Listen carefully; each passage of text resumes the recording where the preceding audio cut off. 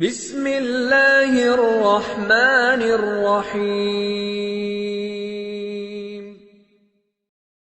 حضرت ابراہیم علیہ السلام کی عادت مبارکہ تھی کہ رات کا کھانا کبھی اکیلے نہیں کھاتے تھے، کسی نہ کسی کو ضرور مدعو فرما کر کھانا نوش فرماتے تھے۔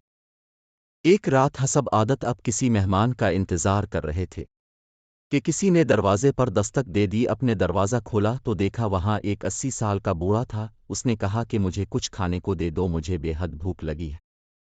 حضرت ابراہیم علیہ السلام نے خوش ہو کر فرمایا مرحبا مرحبا، اس آدمی کے ہاتھ دولیں۔ اس کے سامنے کھانا رکھا اور کہا بسم اللہ کیجئے۔ وہ بوڑھا بولا میں بسم اللہ نہیں پڑھوں گا کیونکہ میں مجوس ہوں۔ حضرت ابراہیم علیہ السلام نے غصے میں آ کر کہا کھڑے ہو جاؤ، میں مجوس کے ساتھ کھانا پسند نہیں کرتا۔ وہ بوڑھا چلا گیا۔ ادھر پلک جھپکتے ہی حضرت جبرائیل علیہ السلام آئے اور بولے اللہ نے فرمایا ہے اے ابراہیم علیہ السلام منکر تو وہ میرا، میں نے تو 80 سال میں کبھی بھی اس کا رزق نہیں روکا۔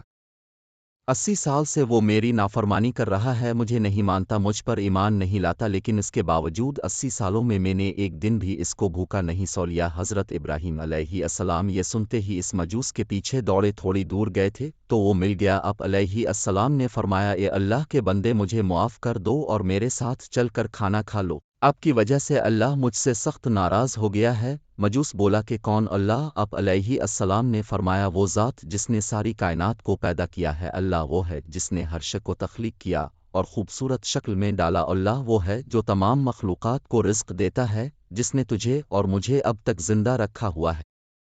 مجوس حضرت ابراہیم علیہ السلام کی یہ بات سن کر رونے لگا اور بولا کیا کہنے ہیں تیرے رب کے، اے اللہ کے بندے، تیرے رب کا تو اخلاق بہت اعلیٰ اور عظیم ہے، میں اتنے پیار کرنے والے عظیم رب پر ایمان لاتا ہوں۔ چنانچہ اس نے کلمہ پڑھا اور اللہ پر ایمان لے آیا۔ عزیز دوستوں، ہمیں نفرت گنہگار سے نہیں بلکہ اس کے گناہ سے کرنا چاہیے۔ جو کوئی بھی انسان کسی گناہ میں مبتلا ہو ہمیں اس سے نفرت نہیں کرنی چاہیے بلکہ اس کے لیے ہدایت کی دعا کرنی چاہیے۔ اللہ ہم سب کو سمجھنے اور نیک اعمال کرنے کی توفیق عطا فرمائے، آمین یا رب العالمین۔